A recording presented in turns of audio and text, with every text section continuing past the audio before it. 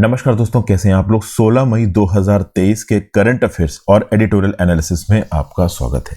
कौन कौन सी important news discuss करने वाले, तो दोस्तों पहले हैं आपके 4 एडिटोरियल्स। कौन कौन से 4 एडिटोरियल्स हैं, तो डॉक्टर्स की प्रोटेक्शन यहाँ पे बहुत ज़्यादा ज़रूरी है। केरला में वंदना दास के साथ क्या हुआ, इसके रिस्पेक्ट में मैंने एक अलग से आपको वीडियो बना के बताई थी और मैंने आपको ये भी बताया था कि यहाँ पे केंद्र की सरकार के द्वारा एक हॉलिस्टिक पैन इंडिया लेजिस्लेशन लाए जाने की भी बात की जा रही है। इनफैक्ट डिमांड है ऐसी, अब सरकार कब लेके आएगी वो एक अलग बात है। चूंकि इतनी बड़ी प्रॉब्लम हुई है तो मोस्ट प्रॉब्ली केंद्र की सरकार सोच ही रही होगी। इससे रिलेटेड एक आर्टिकल है। फिर ओवरऑल इलिसिट लिक्वर, जो हूच ट्रेजेडीज होती हैं, मीथेनॉल वाला जो पॉइजनिंग होती, इसको लेके तमिलनाडु में रिसेंटली एक इंसिडेंट हुआ है, तो उससे लेके एक आर्टिकल हम लोग डिस्कस करेंगे। फिर ओवरऑल यहाँ पे बात की जा रही है रितु छाबरिया जजमेंट की। तो रितु छाबरिया जजमेंट को सुप्रीम कोर्ट ने अभी के लिए थोड़ा सा रोक दिया है। एक न्यूट्रलाइज्ड फॉर्म इसका सामने निकल के आया है, जिसको लेके लीगल एक्सपर्ट्स थोड़े से नाराज हैं और सीबीआई और इन्फोर्समेंट डायरेक्टरेट जैसी एजेंसीज को एक लेवरेज मिलती है। वो लेवरेज कैसे मिलती है, इससे रिलेटेड जो बेसिक आप कह लो स्टैटिक इंफॉर्मेशन है वो भी मैं आपको यहाँ पे प्रोवाइड करूंगा। और उसके साथ साथ दोस्तों एक एडिटोरियल का आर्टिकल हम और डिस्कस करेंगे, evaluating DNA report as evidence. ये आर.के. विज साहब ने लिखा है, जो कि फॉर्मर डीजीपी हैं छत्तीसगढ़ में। तो ये 4 तो हो गए आपके एडिटोरियल के आर्टिकल्स। उसके बाद करंट अफेयर्स में हम लोग डिस्कस करेंगे कि भाई तालिबान ने दिल्ली के अंदर अपना एक एम्बेसडर अपॉइंट करने की बात की है, तो पुराने एम्बेसडर का यहाँ पे क्या होने वाला है, न्यू दिल्ली का यहाँ पे क्या स्टैंड रहेगा, बाकी कंट्रीज का यहाँ पे क्या स्टैंड है, इसको देखेंगे। फिर ओवरऑल मणिपुर की ट्राइबल बॉडीज ने बोला है कि इनके विलेजेस में ओवरऑल वैली के लोग आके अत्याचार कर रहे हैं, तो सुप्रीम कोर्ट को आर्मी डिप्लॉय करनी चाहिए विलेजेस में उनको बचाने के लिए। इस पर्टिकुलर न्यूज़ को देखेंगे। जेनरिक ड्रग्स को लेके एक न्यूज़ है, यहाँ पे केंद्र की सरकार ने अपने डॉक्टर्स को डायरेक्शन इशू किए हैं कि केवल जेनरिक ड्रग्स आप प्रिस्क्राइब करिए, ब्रांडेड ड्रग्स प्रिस्क्राइब मत करिए। जीएस पेपर 2 के रिस्पेक्ट में न्यूज़ काम की है। रेलवेज को सिग्नेज सिस्टम को ओवरहॉल किया जा रहा है, इससे रिलेटेड एक न्यूज़ है। उसके बाद ईडी ने एक बिजनेसमैन के लॉटरी स्कैम में 457 करोड़ रुपए फ्रीज किए हैं, इससे रिलेटेड एक टॉप आप कह लो आज आर्टिकल है। थाईलैंड के अंदर जो वोटिंग हुई है उसमें क्या रिजल्ट निकल के आ रहे हैं, इससे रिलेटेड आर्टिकल है। तो काफी कुछ आपको दोस्तों यहाँ पे जानने को मिलेगा। ये सारे आर्टिकल्स मैं आपके साथ डिस्कस करूंगा। पहले 4 आर्टिकल एडिटोरियल्स के हैं और बाकी करंट अफेयर्स के हैं, इससे related current affairs associated information भी मैं आपको बताऊंगा। आगे बढ़ने से पहले वीडियो पे लाइक का बटन दोस्तों, चैनल को अब तक आपने शेयर और सब्सक्राइब नहीं किया कर लीजिए। इंस्टाग्राम पे फॉलो कर लीजिए, आपसे जुड़ने की कोशिश करता हूँ। टेलीग्राम ग्रुप ज्वाइन कर लीजिए, वहाँ पे लेक्चर की पीडीएफ आपको मिल जाती है। टेलीग्राम ग्रुप जरूर से ज्वाइन कर लीजिए दोस्तों, लेक्चर की पीडीएफ मैंने वहाँ पे ऑलरेडी अपलोड कर दी है। इनफैक्ट जो लोग मेरी ऐप इस्तेमाल करते हैं अर्षित द्विवेदी एजुकेशन, उनको भी स्टडी मटेरियल सेक्शन में ये पर्टिकुलर पीडीएफ ऐप में भी मिल जाएगी, तो आप वहां से भी डाउनलोड कर सकते हो। ऐप को जरूर चेकआउट कर लो दोस्तों। क्रैश कोर्स और टेस्ट सीरीज, अब तो खैर एग्जाम आ ही गया है, उसके बाद भी जो लोग नई तैयारी शुरू कर रहे हैं, पुराने का रिवाइज करना चाहते हैं, वो ले सकते हैं। उसके साथ साथ दोस्तों मैं जल्दी ही एनसीईआरटी ज्योग्राफी से रिलेटेड कुछ कोर्स ऐश में लॉन्च करूंगा, तो आप एक बार चेकआउट करते रहिए ऐप को। मैं जल्दी ही कुछ ना कुछ प्रिलिमिनरी अनाउंसमेंट करूंगा। वीडियोस को शेयर जरूर करिए दोस्तों, जितना ज़्यादा आप इन वीडियोस को शेयर करते हो ओवरऑल यूट्यूब इनके एल्गोरिदम में इनकी रिकमेंडेशंस को बढ़ाता है, and that is very much helpful. ठीक है भाई, तो चलिए बिना टाइम वेस्ट किए शुरू करते हैं अपना आज का पहला आर्टिकल। पहला आर्टिकल आपको लेफ्ट साइड पे नजर आएगा, doctors must be protected while they are working with patients. आज की डेट में मेडिकल साइंस काफ़ी एडवांस हो गई है, ठीक है ना। आप एक पर्टिकुलर इंडिविजुअल जो कि बीमार है उसकी ज़िंदगी को बचा सकते हो, उसकी क्वालिटी ऑफ लाइफ को अलग अलग तरीके से इंप्रूव कर सकते हो, ऐसे तरीके जो कि पास्ट में कोई भरोसा भी नहीं कर सकता। लेकिन उसके बावजूद भी देखिए कुछ लोग नहीं बच पाते हैं। तो जब कोई इंसान अपने करीबी को खोता है, उसके अंदर गुस्सा, डिसबिलीफ, और वो एक्सेप्ट नहीं कर पाता है कि हाँ भाई वो चला गया। और कभी कभी ये गुस्सा उतरता है हॉस्पिटल स्टाफ के ऊपर, डॉक्टर के ऊपर, नर्सेस के ऊपर, वार्ड बॉयज के ऊपर। इसीलिए यहाँ पे केरला ने अमेंड किया है Kerala health care service persons and health care service institutions prevention to violence and damage to property act को, जिसके चलते ये बोला गया कि अगर हेल्थ केयर इंस्टीट्यूशंस के ऊपर और अगर हेल्थ केयर वर्कर्स के ऊपर कोई अटैक होता है तो उस कंटेक्स्ट में उनको प्रोटेक्ट किया जाएगा। और ये पर्टिकुलर इंटरवेंशन सरकार की तरफ से बहुत ज़्यादा ज़रूरी भी है, ऐसा यहाँ पर बोला जा रहा है। रिसेंटली वंदना दास एक हाउस सर्जन थी, एक इनएब्रेटेड पेशेंट को इनके पास लेके आया गया, पुलिस के द्वारा उसने अटैक किया यहाँ पे और वंदना दास को इतनी चोटें लगी कि इनकी मृत्यु हो गई। तो ऑब्वियस सी बात है हेल्थ केयर वर्कर्स अपनी सेफ्टी के लिए यहाँ पे डरेंगे, इसलिए डॉक्टर्स ने all over the country protest organise की, केवल केरला के अंदर नहीं पूरे देश में, इस पर्टिकुलर एक्ट को कंडेम करने के लिए। और अथॉरिटीज ने बोला कि नो डाउट हम आपकी प्रोटेक्शन का ध्यान रखेंगे। अब अथॉरिटीज प्रेशर में आ गई तो बोलेंगी, समझ के बात में। तो coordinated assault on health care workers पहले हुए हैं और कहीं ना कहीं ओवरऑल अगर आप देखो तो जो डॉक्टर्स हैं वो डरते हैं। आयरेट पेशेंट्स या उनसे रिलेटेड जो भी यहाँ पे हेल्थ आउटकम्स के लिए अपने आप को इलाज करवाने के लिए आ रहा है, वो टेंशन में आ जाता है। तो यहाँ पे स्टेट की, सरकार की ड्यूटी बनती है और कम्युनिटी की ड्यूटी बनती है कि जो हमारे डॉक्टर्स हैं वो सेफ फील करें। इसलिए जो केरला का अमेंडमेंट है ये काफ़ी प्रोग्रेसिव है, चूंकि वर्बल अब्यूज़ और वायलेंट एक्ट के रिस्पेक्ट में जो ओवरऑल क्वांटम है क्रिमिनल पेनल्टी का वो यहाँ पे बढ़ाएगा। जेल टर्म यहाँ बढ़ाया जाएगा 3 साल तक के लिए, हेफ्टी फाइन होगा 50,000 रुपये तक का अगर कोई गिल्टी यहाँ पाया जाता है। तो अगर आप किसी पर्टिकुलर हॉस्पिटल में घुस के ओवरऑल एक हेल्थ वर्कर को धमकाते भी हो या थोड़े बहुत एग्रेसिव टेंडेंसीज दिखाते हो तो उस केस में भी आपके ऊपर फाइन लग सकता है, छोटी मोटी जेल की सजा हो सकती है। और इस प्रकार का जब भी कोई केस रजिस्टर होगा ना तो पुलिस उसका स्पीडी डिस्पोजल करेगी, उसको ढीले तरीके से यहाँ पे डील नहीं किया जाएगा। और हर डिस्ट्रिक्ट में ओवरऑल एक स्पेशल कोर्ट होगा जो इन पर्टिकुलर केसेस को फास्ट ट्रैक मोड में देखेगा। और जैसा यहाँ पे केरला ने किया है वैसे ही इंटरवेंशंस बाकी राज्यों को भी यहाँ पे करने की जरूरत है ताकि डेटरेंस आ सके। जो गवर्नमेंट का कमिटमेंट है towards seriously handling assault on the health care workforce, इसको यहाँ पे एड्रेस किया जा सके। क्या है कि इमरजेंसी और क्रिटिकल हेल्थ सिचुएशन में सगैसिटी नहीं होती। एक इंसान जिसका कोई लव्ड वन बीमार है, ऑब्वियस सी बात है वो उसकी हालत देख के पागल हो जाएगा, सेम तरीके से सोच नहीं पाएगा, बहुत परेशान हो जाएगा। तो ऐसे केसेस में हॉस्पिटल्स में प्रोटेक्शन से related equipment, security staff abundant quantity में अवेलेबल होना चाहिए, चाहे वो प्राइवेट हॉस्पिटल हो चाहे वो पब्लिक हॉस्पिटल हो। तो ये बातें ओवरऑल यहाँ पे बोली जा रही हैं। फिर भाई हम लोग अपने अगले आर्टिकल पे आ जाते हैं। तमिलनाडु के अंदर इस समय पे कुछ हुज ट्रेजेडीज हुई हैं। 17 लोगों की यहाँ पे जान गई है नॉर्थ तमिलनाडु के अंदर, चूंकि उन्होंने स्पूरियस लिक्वर को कंज्यूम किया था। खास बात दोस्तों यहाँ है कि अभी कुछ दिन पहले तमिलनाडु की राज्य की सरकार ने तमिलनाडु की स्टेट लेजिस्लेटिव असेंबली में ये अनाउंस किया कि भाई पिछले 14 सालों में तमिलनाडु के अंदर कोई हुज ट्रेजेडी नहीं हुई है। लेकिन अगर आप देखो तो मंडे की शाम को 12 लोग जो कि विलुपुरम डिस्ट्रिक्ट के थे और 5 लोग जो कि चिंगलपट्टू डिस्ट्रिक्ट के थे उनकी मौत हुई है। 50 लोग यहाँ पे हॉस्पिटलाइज हुए हैं। तो ये डेवलपमेंट सरप्राइजिंग है, क्योंकि रिसेंटली अगर आप देखो तो union ministry of home affairs ने और नेशनल क्राइम रिकॉर्ड्स ब्यूरो का जो डाटा है 2016 से लेकर 2021 का, वो ये बताता है कि इंडिया के अंदर इलिसिट और स्पूरियस लिक्वर की वजह से होने वाली मौतों को ज़्यादातर रोक लिया गया है। सेंट्रल अथॉरिटीज़ के हिसाब से तमिलनाडु के अंदर 2016 से लेकर 2019 में कोई डेथ हुज ट्रेजेडी से नहीं हुई है। 2020 में लगभग 20 डेथ्स और 6 डेथ लगभग 2021 में। ठीक है। इनफैक्ट अगर आप देखो तो राज्य की सरकार ने सेफगार्ड्स बना रखे हैं इस प्रकार की ट्रेजेडीज को रोकने के लिए। 2002 से लेके अब तक मीथेनॉल को मेन रीजन बताया गया हुज ट्रेजेडीज को लेके, चाहे वो कहीं पे भी हो रही हो देश में। ओके। और तमिलनाडु का जो प्रोहिबिशन एक्ट है 1937 का, उसके अंदर ओवरऑल मीथेनॉल से रिलेटेड हुज ट्रेजेडी में इनफैक्ट मीथेनॉल के एम्बिट को यहाँ पे जोड़ा गया है। अगर अमेंडमेंट्स की बात की जाए तो overall Tamil Nadu denatured spirit, methyl alcohol and varnish, French polish rules 1959 के अंदर मीथेनॉल सप्लाई को कंट्रोल करने के लिए तमिलनाडु के अंदर नियम कानून एग्जिस्ट करते हैं। तो नियम कानून एग्जिस्ट करते हैं, उसके बाद भी जो हुज ट्रेजेडी हुई है तमिलनाडु में वो मीथेनॉल की वजह से हुई है, ये अपने आप में आश्चर्य की बात है। अब ऑब्वियस सी बात है यहाँ पे तमिलनाडु की सरकार ओवरऑल इन्वेस्टिगेशन कर रही है, कॉजेटिव फैक्टर्स ढूंढने की कोशिश की जा रही है, लेकिन एडमिनिस्ट्रेटिव लैप्सेस तो देखो हुए हैं। अगर आप देखो तो ये जो चीपर ब्रू है जो सोल्ड की जा रही है retail outlets of Tamil Nadu state marketing corporation limited, ये डिस्कंसर्टिंग है। मतलब ओवरऑल तमिलनाडु की सरकार द्वारा जो रिकॉग्नाइज्ड आप कह लो लिक्वर सेलिंग सेंटर्स हैं वहां पे ये हुज की बोतलें बेची गई हैं। तो अपने आप में ऑब्वियस सी बात है लॉ इन्फोर्सिंग अथॉरिटीज के ऊपर एक क्वेश्चन आता है, पुलिस के ऊपर एक क्वेश्चन आता है। तो बहुत सारे पुलिस ऑफिसर्स को यहाँ पे सस्पेंड किया गया है। जो चीफ मिनिस्टर है एम के स्टालिन साहब, वो 2 डिस्ट्रिक्ट्स में गए मंडे को। एक क्राइम ब्रांच सीआईडी प्रोब भी यहाँ पे उन्होंने अनाउंस की है। हर फैमिली को जिसमें मौत हुई है 10 लाख रुपए का हर्जाना दिया गया है डिसीज्ड को, और मतलब डिसीज्ड की फैमिली को 50,000 रुपए उनको दिए गए जिनका ट्रीटमेंट चल रहा है। चीफ मिनिस्टर ने बोला है कि ओवरऑल फाइनेंशियल असिस्टेंस फैमिलीज को दिया जाएगा। बट बात यह है दोस्तों कि जिन फैमिलीज में हुज ट्रेजेडीज हो रही हैं वहां पे क्या फाइनेंशियल असिस्टेंस देना जरूरी है? बिहार के चीफ मिनिस्टर की अगर बात की जाए तो बिहार के चीफ मिनिस्टर ने ईस्ट चंपारण डिस्ट्रिक्ट में जब ऐसी हुज डेथ्स हुई थी तब 4 लाख रुपए दिए थे हर फैमिली को, जिसके यहाँ पे हुज इंसिडेंट के चलते 2016 से लेकर अब तक कोई मौत हुई है। अब क्वेश्चन ये उठता है कि अगर आपने दारू पी और आप मर गए तो दारू पीने वाले के पर्सपेक्टिव से सोचो, वो सोचेगा कि चलो यार दारू पीता हूं मैं, मर गया तो मेरे घर वालों को 4 से 10 लाख रुपए मिल जाएंगे।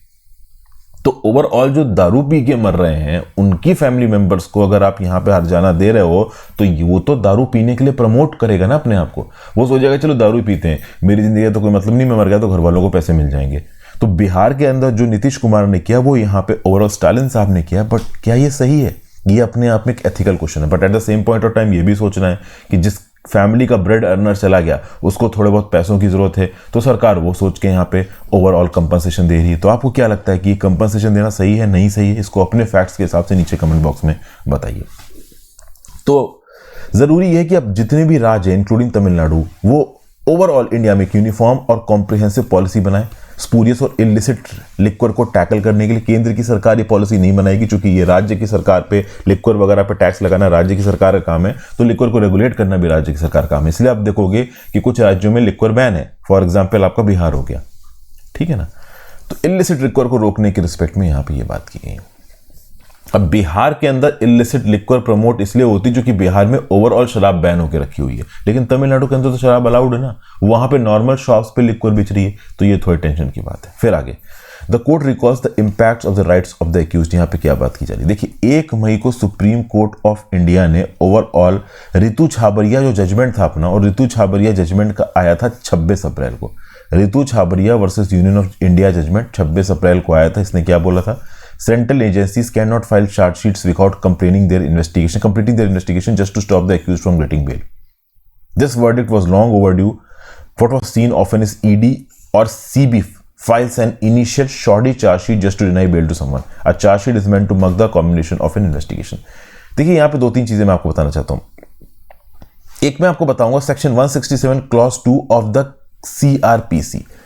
अगर आप section 167 clause 2 of the CRPC देखते हो तो ऑफेंसेस के हिसाब से आपको इन्वेस्टिगेशन कंप्लीट करनी है, मतलब इन्वेस्टिगेटिंग एजेंसी को इन्वेस्टिगेशन कंप्लीट करनी है। कुछ इन्वेस्टिगेशन को कंप्लीट करने का टाइम पीरियड दिया गया है 90 दिन का, कुछ को कंप्लीट करने का टाइम पीरियड दिया गया है आपका 60 दिन का, ठीक है भाई। Section 167 clause 2 of the criminal procedure code ये बोलता है कि अगर ओवरऑल टाइम लिमिट के हिसाब से इन्वेस्टिगेशन खत्म नहीं होती है 60 दिन में या 90 दिन में, तो ओवरऑल डिफॉल्ट बेल के लिए, या फिर आप उसको बोलते हो स्टैट्यूटरी बेल, उसके लिए एलिजिबल हो जाता है एक पर्टिकुलर इंडिविजुअल जिसके ऊपर इल्जाम लगा है। तो एक पर्टिकुलर इंडिविजुअल जिसके ऊपर ऑफेंस लगा है, ओवरऑल उसके अगेंस्ट इन्वेस्टिगेशन आपको 60 दिन में खत्म करनी है या 90 दिन में खत्म करनी है एज पर ऑफेंस कमिटेड। और अगर आप इतने दिनों में इन्वेस्टिगेशन नहीं खत्म कर पाए तो डिफॉल्ट बेल, जिसको आप बोलते हो स्टैट्यूटरी बेल, उसके लिए वो इंडिविजुअल एलिजिबल हो जाएगा। और होता यह है कि इन्फोर्समेंट डायरेक्टरेट और CBI जैसी एजेंसीज के ऊपर यह इल्जाम लगाया जा रहा था कि ये पर्टिकुलर एजेंसीज 60 दिन में या 90 दिन में जब अपनी इन्वेस्टिगेशन को कंप्लीट नहीं कर पाती हैं, तो ED और CBI करते क्या थे कि मान लो इन्वेस्टिगेशन पूरी नहीं हुई, जो बहुत सारे केसेस में नहीं होती है, तो ओवरऑल कुछ भी, मतलब आप कह लो सप्लीमेंट्री चार्जशीट फाइल कर दी, प्रिलिमिनरी चार्जशीट फाइल कर दी, और इस प्रकार की चार्जशीट को फाइल करके ओवरऑल ये बता दिया कि हाँ भाई प्राइमा फेसी हमको लग रहा है कि ये पर्टिकुलर एक्यूज्ड गिल्टी है, इसको बेल नहीं मिलनी चाहिए। तो basically section 167 clause 2 of the criminal procedure code के अंदर जो डिफॉल्ट बेल या स्टैट्यूटरी बेल का कंसेप्ट है, इसको हराने के लिए यहाँ पे ED और SEBI गलत तरीके से चार्जशीट फाइल करते थे और ओवरऑल एक इंडिविजुअल की बेल को रोक देते थे। तो 26 अप्रैल 2023 को ये जो Ritu Chhabria versus Union of India judgment था, इसमें सुप्रीम कोर्ट ने बोला कि भाई ये नहीं चल पाएगा। सुप्रीम कोर्ट ने बोला कि भाई देखिए, इन्वेस्टिगेटिव एजेंसीज शॉर्डी बेसिस पे चार्जशीट फाइल करके एक पर्टिकुलर इंडिविजुअल की डिफॉल्ट बेल को या स्टैट्यूटरी बेल को नहीं रोक सकते। ये बात सुप्रीम कोर्ट ने बोली। अब जैसे ही सुप्रीम कोर्ट ने बात बोली, केंद्र की सरकार टेंशन में आ गई, ED और CBI टेंशन में आ गई। और आप देखो तो सुप्रीम कोर्ट के अंदर solicitor general of India urgent basis पे तुषार मेहता साहब पहुंचे और उन्होंने बोला कि माई बाप सुप्रीम कोर्ट को कि आपके स्टेप के चलते सेंट्रल इन्वेस्टिगेटिव एजेंसीज को डिफिकल्टीज फेस करनी पड़ रही है, ठीक है ना। अब इस पर्टिकुलर सबमिशन के बेसिस पे सुप्रीम कोर्ट ऑफ इंडिया ने अभी के लिए बोला है कि ठीक है भाई, हम Ritu Chhabria versus Union of India judgment को बिल्कुल इन एसेंस एप्लीकेबल नहीं कर रहे हैं। मतलब overall supreme court of India ने अपना 26 अप्रैल का जो ऑर्डर था उसको एक प्रकार से रिकॉल किया है 1 मई को। मतलब ओवरऑल रितु छाबरिया जजमेंट को जो सीधे सीधे इंप्लीमेंट करने की बात की जा रही थी सुप्रीम कोर्ट के द्वारा, उसको अभी के लिए सुप्रीम कोर्ट ने रोक दिया है। इस बात को लेकर लीगल प्रोफेशनल्स थोड़ा नाराज हैं। मैं आपको बिल्कुल सार बता रहा हूं, मेरे शब्दों को सुनिएगा, उसके बाद चाहे तो आप आर्टिकल पढ़ लीजिएगा। सिंपल बात है, सुप्रीम कोर्ट ने जैसे 26 अप्रैल को बोला रितु छाबरिया जजमेंट में कि अगर इन्वेस्टिगेशन प्रॉपर तरीके से कंप्लीट नहीं हुई है और उसके बावजूद भी चार्जशीट फाइल की गई और इससे पता चल रहा है कि ED और CBI या किसी भी और इंटेलिजेंस एजेंसी बेल को रोकने की कोशिश कर रही है, स्टैट्यूटरी बोर्ड को, डिफॉल्ट बेल को, तो उस कंटेक्स्ट में ओवरऑल जिस भी हाई कोर्ट के पास या सेशंस कोर्ट के पास बेल की एप्लीकेशन गई है वो बेल को प्रोसेस करेगा, बेल यहां पे दी जाएगी एज पर 167 क्लॉज 2। तो भैया इनकम्प्लीट इन्वेस्टिगेशन और प्रॉपर इन्वेस्टिगेशन रिपोर्ट ना फाइल होने के चलते बेल नहीं रोकी जाएगी। तो आपने कुछ भी यहां पे रिपोर्ट, तो देखिए प्रोसीजर ये है कि जितना भी टाइम इन्वेस्टिगेशन का 60 दिन या 90 दिन, जैसे वो खत्म हुआ और उतने टाइम पीरियड में चार्जशीट फाइल हो जाती है तो वो केस पहुंच जाएगा जुडिशरी के पास। क्योंकि क्या होता है, इन्वेस्टिगेशन एजेंसी जब भी अपनी इन्वेस्टिगेशन करती है तो इन्वेस्टिगेशन खत्म होने के बाद इन्वेस्टिगेशन रिपोर्ट होती है। उस इन्वेस्टिगेशन रिपोर्ट में ये बताया जाता है कि हमारी ये फाइंडिंग्स है, हमने ये स्टेटमेंट्स रिकॉर्ड किए हैं, हमने इस पर्टिकुलर इंडिविजुअल के रोल को यहाँ पे असरटेन किया है, और अगर किसी पर्टिकुलर इंडिविजुअल का रोल है तो उसके अगेंस्ट चार्जशीट फाइल की जाएगी, और ये सारा पोथला, ये सारा डॉक्यूमेंट पहुंचेगा जज साहब के पास। फिर जज साहब मिलॉर्ड करके ओवरऑल अपना डिसीजन सुनाएंगे। ठीक है भाई। तो जब जज साहब के पास केस पहुंच जाता है, कोर्ट में केस पहुंच जाता है, तो शुरू हो जाती है आपकी जुडिशियल कस्टडी। जुडिशियल कस्टडी के समय पे एक इंडिविजुअल रहता है जेल के अंदर, पुलिस कस्टडी के समय पे एक इंडिविजुअल रहता है पुलिस स्टेशन के लॉकअप में। ओके, तो ये 167 clause 2 criminal procedure code play में तब आता है, स्टैट्यूटरी बेल प्ले में तब आती है जब, ध्यान दीजिएगा, जब इन्वेस्टिगेशन कंप्लीट नहीं हुई है और टाइम पीरियड इन्वेस्टिगेशन का निकल चुका है। तो इस पर्टिकुलर इन्वेस्टिगेशन का कंप्लीट ना होना और टाइम पीरियड उस पर्टिकुलर इन्वेस्टिगेशन का निकल जाना, चार्जशीट फाइल ना होना, उस केस में जो स्टैट्यूटरी बेल की जाती है ना, अभी केवल उसके रिस्पेक्ट में बात हो रही है। इन्वेस्टिगेशन कंप्लीट हो गई, जज साहब के पास में केस पेंडिंग है, तब बेल देनी है नहीं देनी वो एक अलग मुद्दा है, उस मुद्दे को यहां से मिक्स मत करिएगा। ठीक है, ये सब बातें ओवरऑल यहां पे बताई जा रही है। अब हम समझने की कोशिश करते हैं इसके लीगल एंगल्स को। ओवरऑल 167 क्लॉज 2 के अंदर जो डिफॉल्ट बेल देने वाला कंसेप्ट है या फिर स्टैट्यूटरी बेल देने वाला कंसेप्ट है, इसका उदय है आर्टिकल 21 ऑफ द कॉन्स्टिट्यूशन से, जो कि right to life and personal liberty की गारंटी देता है। यहां पे 1 मई के अपने डिसीजन को रोक के सुप्रीम कोर्ट ने यह बोला है कि हाँ भाई, हम एडमिनिस्ट्रेटिव कन्वीनियंस को ज्यादा इंपॉर्टेंट देते हैं। सीबीआई और ईडी जैसी इंटेलिजेंस एजेंसीज जो प्रॉब्लम फेस कर रही है इन्वेस्टिगेशन के समय पे, उसको हम ज्यादा यहां पे तवज्जो देते हैं। ठीक है, ये बात यहां पे बताई जा रही है। फिर यहाँ पे क्या बोला जा रहा है, अचपाल वर्सेस स्टेट ऑफ राजस्थान 2018, इसमें भी ये बोला गया कि इन्वेस्टिगेशन रिपोर्ट अगर फाइनल फाइल हो चुकी है लेकिन जो इन्वेस्टिगेशन रिपोर्ट फाइल करने वाला ऑफिसर है वो अनऑथराइज्ड है, तो भी ओवरऑल यहाँ पे बेल दी जाएगी। बहुत सारे केसेस यहाँ पे कोर्ट किए गए। एस काशी वर्सेस स्टेट 2020 में सुप्रीम कोर्ट ने बोला था कि कोविड-19 के पैंडेमिक के समय पे भी ये 60 दिन और 90 दिन का जो इन्वेस्टिगेशन वाला टाइम पीरियड है इन्वेस्टिगेशन एजेंसी का, उसमें किसी भी प्रकार का एक्सटेंशन नहीं मिलेगा। तो basically 167 clause 2 of the CrPC के अंदर बहुत से कंफ्लिक्टिंग जजमेंट्स देखने को मिले हैं, सुप्रीम कोर्ट के अंदर भी और अलग अलग हाई कोर्ट्स में भी। सुप्रीम कोर्ट के अंदर ही जजमेंट ये देखने को मिला कि कोरोना के समय पे भी इंटेलिजेंस एजेंसीज को कोई एक्सटेंशन नहीं मिला अपनी इन्वेस्टिगेशन को लेके। ठीक है ना। 41st report of the law commission के अंदर ये section 167 of the CrPC default bail वाला हिसाब निकल के आता। पहले जो ओल्डर वर्जन था क्रिमिनल प्रोसीजर कोड का, उसमें तो 15 दिन तक आप एक पर्टिकुलर इंडिविजुअल को डिटेन करके रख सकते थे। बाद में इसको एक्सटेंड किया गया, 60 दिन या 90 दिन किया गया। कुल मिला के डिफॉल्ट बेल और स्टैट्यूटरी बेल के रिस्पेक्ट में बात की जा रही है कि 60 दिन या 90 दिन तक ऑफेंस के हिसाब से इन्वेस्टिगेशन पूरी नहीं होती है तो किसी इंडिविजुअल को जेल में बंद रखना सही है या गलत है, तो सरकार और इंटेलिजेंस एजेंसीज का बोलना है कि एडमिनिस्ट्रेटिव इनकन्वीनियंस हो रही है।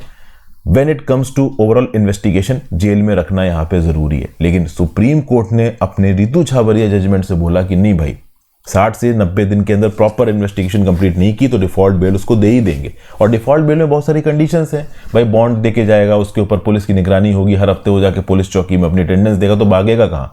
लेकिन इंटेलिजेंस एजेंसीज बोल रही हैं कि हमारे पास कुछ ऐसे फ्रॉड के केसेस हैं जिसमें क्वांटम इन्वॉल्व फ्रॉड का बहुत ज्यादा बड़ा है, तो वो भाग भी सकता है। तो कुल मिला के रितु छाबरिया जजमेंट के रिस्पेक्ट में आपका क्या व्यू पॉइंट है दोस्तों, ये कमेंट बॉक्स में बताइएगा। हालांकि सुप्रीम कोर्ट ने 1 मई को ओवरऑल ये जो जजमेंट दिया, जिसमें उन्होंने अपने 26 अप्रैल की रितु छाबरिया जजमेंट को अभी के लिए रोक दिया, बाद में सुप्रीम कोर्ट ने क्लैरिफिकेशन भी इशू किया कि अलग अलग राज्य की सरकारें रितु छाबरिया जजमेंट के हिसाब से नहीं but case to case basis पे अगर डिफॉल्ट बेल देना चाहें तो दे सकती हैं। सुप्रीम कोर्ट का कोई भी डायरेक्शन उनको रोक नहीं रहा है इससे। समझ गए बात हो। कुछ और यहाँ पे मैंने ओवरऑल इन्फॉर्मेशन फोटोज के फॉर्म में आपके लिए अवेलेबल करवाई है, पढ़ सकते हैं। फिर evaluating DNA report as evidence. अब यहाँ पे आर.के. विज साहब ने साइंटिफिक रिस्पेक्ट में बहुत ज़्यादा डिटेल्ड इन्फॉर्मेशन दी, उतना घुसने की जरूरत नहीं, बेस समझने की कोशिश करेंगे।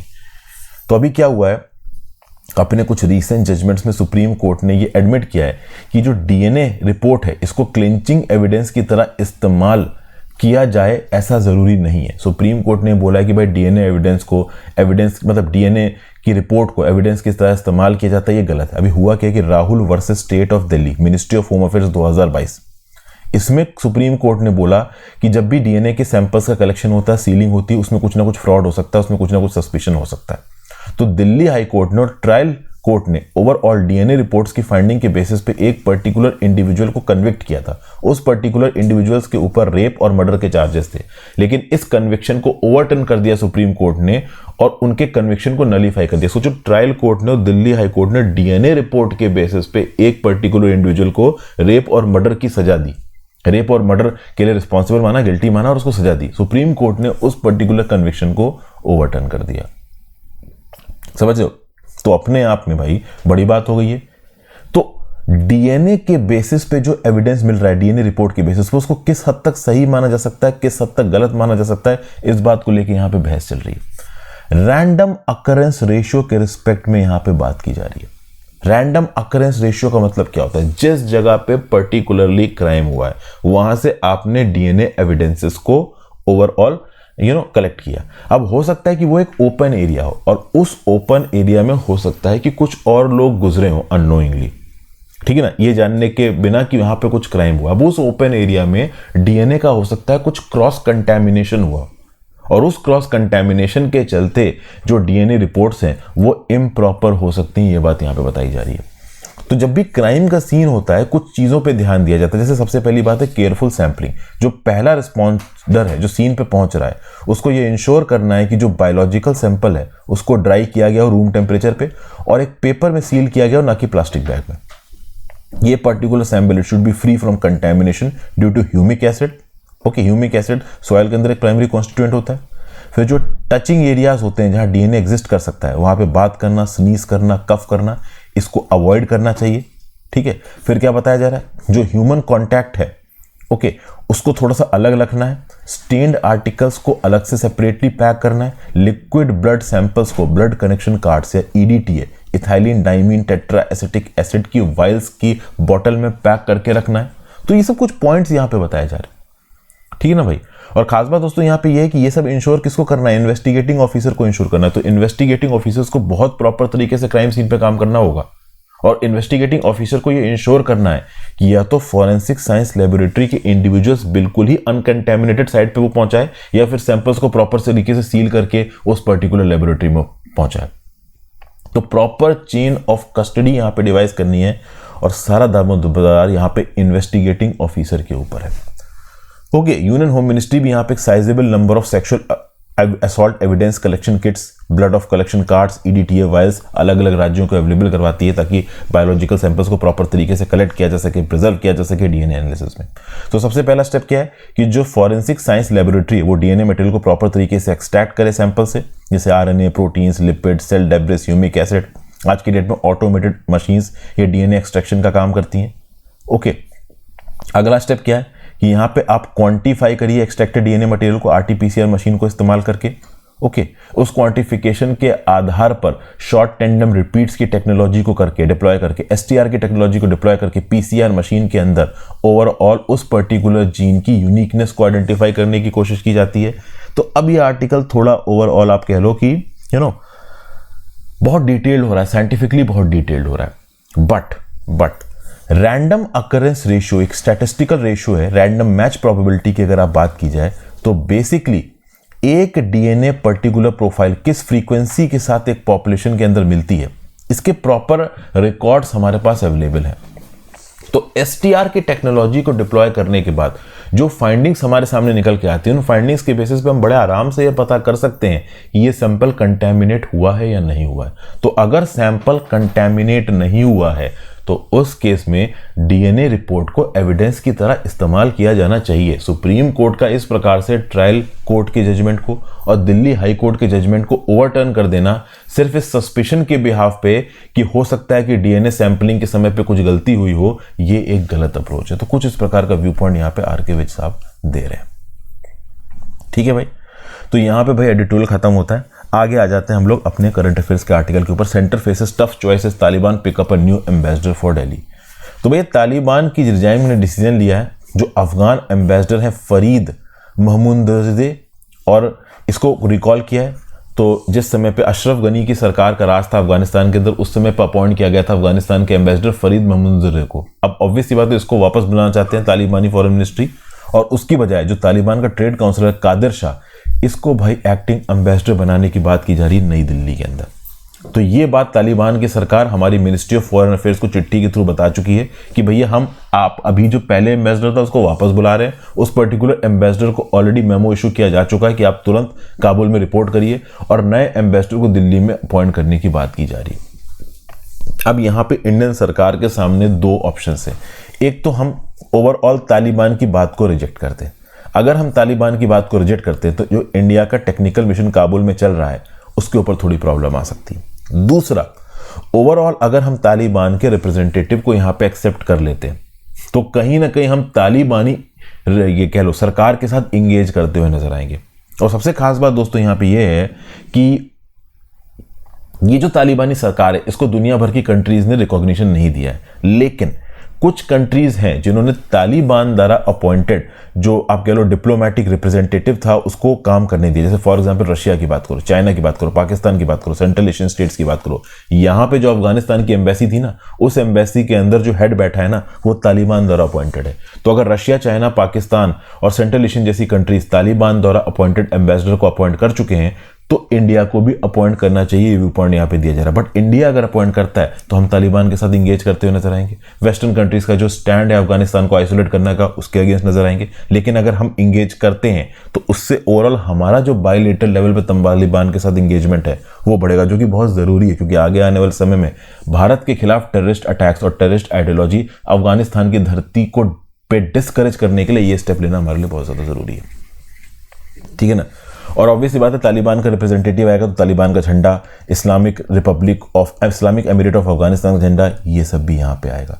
तो ओवरऑल कुछ फ्लैश पॉइंट्स हैं। अब ये फ्लैश पॉइंट्स होंगे नहीं होंगे, तो जो मिस्टर महमूदज़दे हैं जिसको अशरफ गनी ने अपॉइंट किया था वो तो कह रहे हैं कि मैं ही एम्बेसडर हूँ, मैं वापस नहीं जाऊँगा। इस महमूदज़दे के ऊपर तालिबान की सरकार ने इल्ज़ाम लगाया है कि ये करप्शन करता है। ये बोल रहे हैं कि कोई सब गलत इल्ज़ाम है, अनबायस्ड है, अनट्रुथफुल है। तो बेसिकली महमूदज़दे का इंतजार किया जा रहा है काबुल में कि तुम वापस आओ। महमूदज़दे की हालत खराब है, भैया मैं वापस नहीं आऊँगा। कादिर शाह को अपॉइंट कर दिया तालिबान ने, ये नया एम्बेसडर है। अब इंडिया की सरकार सोच रही कि करें तो करें क्या। इंडिया की सरकार के साथ प्रॉब्लम दोस्तों ये है हमेशा से कि हम एक बहुत strong view point foreign policy पे ले नहीं पाते, हम बीच में बैलेंस बैठाने की कोशिश करते हैं। अब उस बैलेंस के चक्कर में ना पूरी तरीके से तालिबान के साथ इंगेजमेंट हो पा रहा है, ना वेस्टर्न कंट्रीज के साथ इंगेजमेंट हो पा रहा है। ओवरऑल सेंट्रल एशियन रीजन में हमारी पॉलिसीज और हमारी फॉरेन पॉलिसी को रेलेवेंस देने के लिए बहुत ज़्यादा ज़रूरी हो जाता है कि हम ओवरऑल यहाँ पे इंगेज करें तालिबान के साथ, क्योंकि हमें अपनी सिक्योरिटी को भी ध्यान में रख के चल रहा है। फिर भाई एक न्यूज़ यहाँ पे छोटी सी निकल के आई है। मणिपुर ट्राइबल फोरम ने मंडे को सुप्रीम कोर्ट को अर्ज किया है कि आप केंद्र की सरकार को डायरेक्शन दीजिए कि आर्मी को, इंडियन आर्मी को उन 85 विलेजेस में डिप्लॉय किया जाए, ट्राइबल विलेजेस में जहां पे अटैक हो सकते हैं, और 124 ट्राइबल विलेजेस जो ऑलरेडी जलाए जा चुके हैं वहां पे आप डिप्लॉय करो। चूंकि ओवरऑल वैली के लेवल के लोग अटैक करके विलेजेस को नुकसान पहुंचा रहे हैं, तो मणिपुर ट्राइबल फोरम ये बोल रहा है सुप्रीम कोर्ट को कि तुरंत केंद्र की सरकार से बोलिए कि आर्मी को इन इलाकों में डिप्लॉय किया जाए ताकि ओवरऑल इन विलेजेस को आगे के समय पे और नुकसान ना पहुंचाया जा सके। तो ये भी एक न्यूज़ है। Next, government doctors told to prescribe only generic drugs. भाई देखिए, जो मेडिकल रिप्रेजेंटेटिव है हेल्थ केयर फैसिलिटी में, केंद्र की सरकार के अंदर जो हॉस्पिटल आते हैं, हेल्थ मिनिस्ट्री ने बोला है कि केंद्र की सरकार के अंदर जो डॉक्टर्स हैं वो कुछ लैप्सेस को कर रहे हैं, मतलब प्रॉपर तरीके से जो उनको डायरेक्शंस दिए गए उनको फॉलो नहीं कर रहे हैं। सीधी बात है, हेल्थ केयर फैसिलिटीज के अंदर, जैसे फॉर एग्जांपल अगर आप किसी पर्टिकुलर केंद्र की सरकार के मतलब हॉस्पिटल के अंदर जाते हो, फॉर एग्जांपल आप एम्स के अंदर जाते हो, तो एम्स के अंदर आपको एक डॉक्टर मिलेगा, आपकी 1 रुपए की पर्ची मिलेगी, आप जाके इलाज करा सकते हो। वहां पे डॉक्टर आपको मेडिसिन प्रिस्क्राइब करेगा, वो मेडिसिन जेनरिक मेडिसिन होनी चाहिए, लेकिन ये डॉक्टर्स ब्रांडेड मेडिसिन प्रिस्क्राइब कर रहे हैं। तो यहाँ पे केंद्र की सरकार के डॉक्टर्स को स्ट्रिक्ट निर्देश मिले हेल्थ मिनिस्ट्री की तरफ से कि भाई जेनरिक मेडिसिन प्रिस्क्राइब करो, ब्रांडेड प्रिस्क्राइब मत करो। जेनरिक मेडिसिन पता है ना दोस्तों क्या होती हैं? ओवरऑल वो मेडिसिन जो सस्ते में अवेलेबल है। एक ब्रांडेड मेडिसिन अगर एक गोली आपको 100 रुपए की मिल रही होगी मार्केट में, जेनरिक वाली सिर्फ 5 ही रुपए की होगी। तो जेनरिक मेडिसिन उतनी ही इफेक्टिव होती हैं जितनी ब्रांडेड मेडिसिन इफेक्टिव होती हैं। लेकिन क्या है कि ब्रांडेड मेडिसिन किसी पर्टिकुलर कंपनी के ब्रांड के अंदर बिकती हैं, जैसे ग्लेनमार्क के अंदर, रनबैक्सी के अंदर, तो उनके दाम बहुत महंगे होते हैं, ठीक है ना। और चूंकि ये सारी कंपनीज अपने मेडिकल रिप्रेजेंटेटिव्स के थ्रू डॉक्टर्स को बोलती हैं कि आप इन पर्टिकुलर मेडिसिन को प्रिस्क्राइब कराइए, आपको एक कट मिलेगा, तो मेडिकल रिप्रेजेंटेटिव्स भी हॉस्पिटल में अब नहीं आ सकते। मेडिकल रिप्रेजेंटेटिव्स को लेकर पहले बहुत से इल्जाम लगाए गए। 2019 में दोस्तों ओवरऑल एक रिपोर्ट रिलीज की गई थी public health group on pharmaceutical marketing practices के द्वारा, जहां पे ये बताया गया कि बहुत सारी फार्मास्यूटिकल कंपनीज डॉक्टर्स को घूस देती हैं, अलग अलग प्रकार के इंड्यूसमेंट्स देती हैं, ताकि ओवरऑल डॉक्टर्स उनके प्रोडक्ट को सेल की रिकमेंडेशन को बढ़ाएं। और मेडिकल रिप्रेजेंटेटिव्स का ये बोलना था कि ये फार्मास्यूटिकल कंपनीज उनके ऊपर एक्सेसिव अमाउंट ऑफ प्रेशर डालती हैं कि आप ज़्यादा से ज़्यादा उनके प्रोडक्ट्स को बिकवाओ, और इनकी ओवरऑल मेडिकल रिप्रेजेंटेटिव्स की एक्टिविटीज़ को मॉनिटर करती है। तो बेसिकली मेडिकल रिप्रेजेंटेटिव कौन है? ये बेसिकली एक फार्मास्यूटिकल कंपनी का रिप्रेजेंटेटिव है, जो कि मार्केट में घूम घूम के अलग अलग डॉक्टर्स के साथ कोऑर्डिनेट करता है और उन डॉक्टर्स को बोलता है कि भाई आप इस पर्टिकुलर कंपनी का प्रोडक्ट ही बेचिए। समझ गया? मेडिकल रिप्रेजेंटेटिव्स ने यह भी बोला था कि केवल 10 से 20% डॉक्टर्स ऐसे हैं जो medical code of India, medical council of India के कोड ऑफ एथिक्स को फॉलो करते हैं।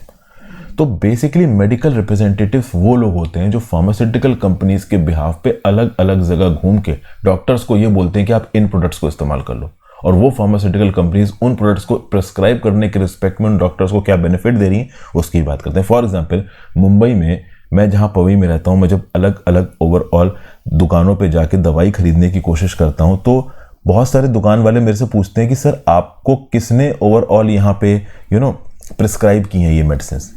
तो बेसिकली अगर आप डॉक्टर का नाम बता दोगे तो वो डॉक्टर का नाम उस पर्टिकुलर प्रिस्क्रिप्शन के सामने लिख देंगे, और बाद में उस डॉक्टर को उस पर्टिकुलर अमाउंट का कुछ एक परसेंटेज कट चला जाएगा। समझ गए? तो बेसिकली किसी एक पर्टिकुलर प्रकार की मेडिसिन को रिकमेंड करने का काफी फायदा होता है डॉक्टरों को। तो केंद्र की सरकार बोल रही है कि भाई जो केंद्र की सरकार के इंस्टीट्यूट्स के अंदर डॉक्टर हैं वो केवल जेनेरिक मेडिसिन को प्रिस्क्राइब करेंगे, वो कभी भी ओवरऑल ब्रांडेड मेडिसिन को प्रिस्क्राइब नहीं करेंगे, और ना ही सरकारी हॉस्पिटल्स के अंदर ये मेडिकल रिप्रेजेंटेटिव्स नजर आने चाहिए।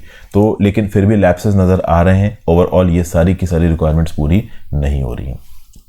आगे बात करते हैं, railways get on track to overall signage system. Directions to be available at key decision making points, pictograms for wheelchair assistance, ramps, tourist information, mobile charging points, accelerators have been standardized. तो भैया Indian railways यहाँ पे plan कर रहा है कि railway station पे जो सिग्नेज सिस्टम है उसको ओवरहॉल किया जाएगा, जो ट्रेवलिंग कंफर्ट है पैसेंजर्स का वो बढ़ाया जाएगा, फ्रेश डिजाइन के बेसिस पे इन रेलवे स्टेशन को इंप्रूव करने की बात की जाएगी। जैसे कि अगर आप देखो तो 1275 स्टेशंस आइडेंटिफाई किए गए हैं अमृत भारत स्टेशन स्कीम के अंदर।